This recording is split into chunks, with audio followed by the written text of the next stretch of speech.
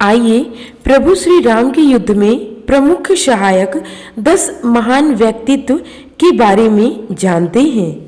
कहते हैं कि रावण को युद्ध में हराने से पहले तो उसका लंका में प्रवेश करना ही सबसे कठिन कार्य था। प्रभु श्री राम ने लंका पर चढ़ाई करने के पहले शिव की आराधना की, फिर उन्होंने लंका की रक्षक देवी की आराधना की, तब कहीं जाकर वे रावण की लंका में प्रवेश कर पाए थे। रावण ज्योतिष, वास्तुकला, इंद्रजाल, तंत्र, सम्मोहन और तरह तरह के जादू जानते थे। उसके पास विमान और घातक अस्त्र एवं शस्त्र थे। उसे शिव से वरदान प्राप्त था। उसके लिए किले की रक्षा देवी करती थी। रावण मायावी शक्तियों का स्वामी था।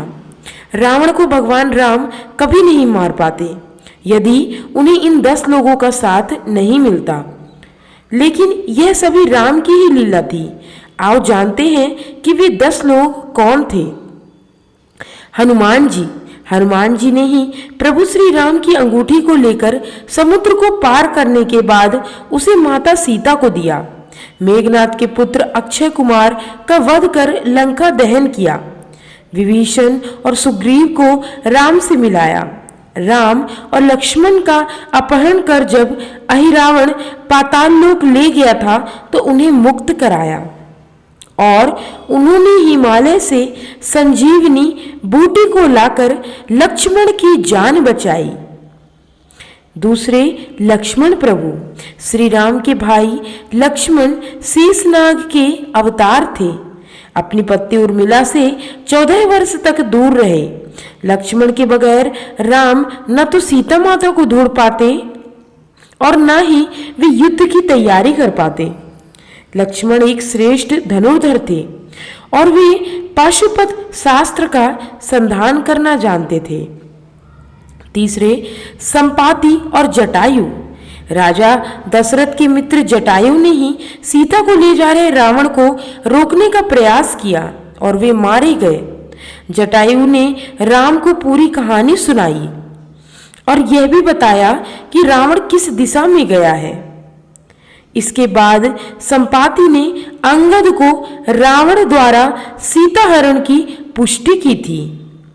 संपाति ने ही दूरदृष्टि से देखकर बताया था कि सीता माता अशोक वाटिका में सुरक्षित बैठी हैं। चौथा सुग्रीव। बाली ने सुग्रीव की पत्नी और संपत्ति हड़पकर उसको राज्य से बाहर धकेल दिया था। यही कारण था कि प्रभु श्री राम ने सुग्रीव से अपने बड़े भाई बाली से युद्ध करने को कहा और इसी दौरान श्री राम ने छुपकर बाली पर तीर चला दिया और वह मारा गया। बाली वध के बाद सुग्रीव किष्किंधा के राजा बने और उन्होंने राम के लिए वानर सेना को गठित किया था। पांचवा अंगद। राम की सेना में सुग्रीव के साथ वानर राज बाली का पुत्र अंगद भी था। युद्ध के पूर्व श्री राम ने अंगद को अपना दूत बनाकर लंका भेजा था। वहां अंगद ने अपना पैर जमाकर अपनी शक्ति का परिचय दिया था। अंगद हनुमान की तरह पराक्रमी और बुद्धिमान थे। रावण की सभा में अंगद ने जो उपदेश दिया वह अनूठा है। छठवां जामवंत। श्री राम ने जामवंत जी को शिवलिंग स्थापना के लिए रावण को आचार्यत्व का निमंत्रण देने के लिए लंका भेजा था। जामवंत जी ने ही हनुमान जी को उनकी शक्ति का स्मरण कराया था। वे एक इंजीनियर भी थे। समुद्र के तटों पर वे एक मचान को निर्मित करने की तकनीक जानते थे, जहां यंत्र लगाकर समुद्री मार्गों और पदार्थों का ज्ञान प्राप्त किया जा सकता है। मान्यता है कि उन्होंने एक ऐसे यंत्र का निर्माण किया था जो सभी तरह के विषैले परमाणुओं को निगल जाता था। जामवंत जी आज भी जिंदा है। सातवां नल।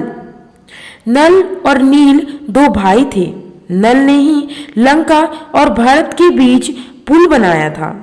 यह पुल लगभग 5 दिनों में बन गया, जिसकी लंबाई 100 योजन और चौड़ाई 10 योजन थी। रामायण में इस पुल को नल सेतु की संज्ञा दी गई है। नल के निरीक्षण में वानरों ने बहुत प्रयत्न पूर्वक इस सेतु का निर्माण किया था। यह सेतु कालांतर में समुद्री तूफानों आदि की चोटें खाकर टूट गया था। 8वां, गरुड़ भगवान। जब रावण के पुत्र मेघनाद ने श्री राम से युद्ध करते हुए श्री राम को नागपाश में बांध दिया था, तब देवर्षि नारद के कहने पर गरुड़ ने नागपाश के समस्त नागों को खाकर श्री राम को नागपाश के बंधन से मुक्त कर दिया था। भगवान राम के इस तरह नागपाश में बन जाने पर श्री राम के भगवान होने पर गरुड़ को संदेह हो गया था। अंत में काकभूषुंड जी ने राम के चरित्र की पवित्र कथा सुनाकर गरुड़ के संदेह को दूर किया। 9वां, सुषेण वैद्य। राम रावण के युद्ध के समय मेघनाद के तीर से लक्ष्मण घायल होकर मूर्छित हो गए थे। ऐसे में सुषेण वैद्य को बुलाया गया था। लक्ष्मण की ऐसी दशा देखकर राम विलाप करने लगे। सुषेण ने कहा, लक्ष्मण के मुंह पर मृत्यु चिन्ह नहीं है, अतः आप निश्चिंत रहिए। आप संजीवनी बूटी का इंतजाम कीजिए। हनुमान जी यही बूटी लेकर आए।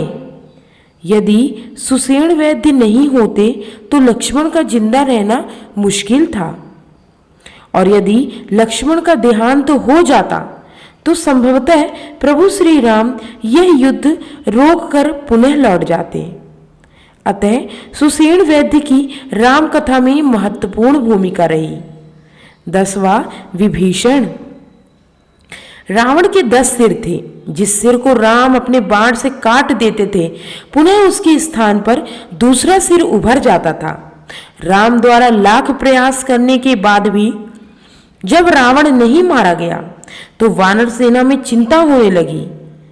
रावण ने अमृत प्राप्ति के उद्देश्य से भगवान ब्रह्मा की घोर तपस्या कर वरदान मांगा, लेकिन ब्रह्मा ने उसके इस वरदान को न मानते हुए कहा था कि तुम्हारा जीवन नाभि में स्थित है।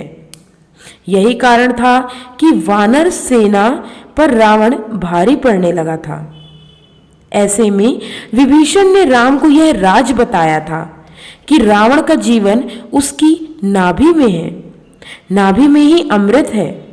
तब राम ने रावण की नाभि में तीर मारा और रावण मारा गया। दोस्तों, मेरे द्वारा बताई गई यह कथा यदि आपको पसंद आई हो तो मेरे YouTube चैनल उमंग जिंदगी को लाइक, शेयर और सब्सक्राइब जरूर करें। Thanks for watching.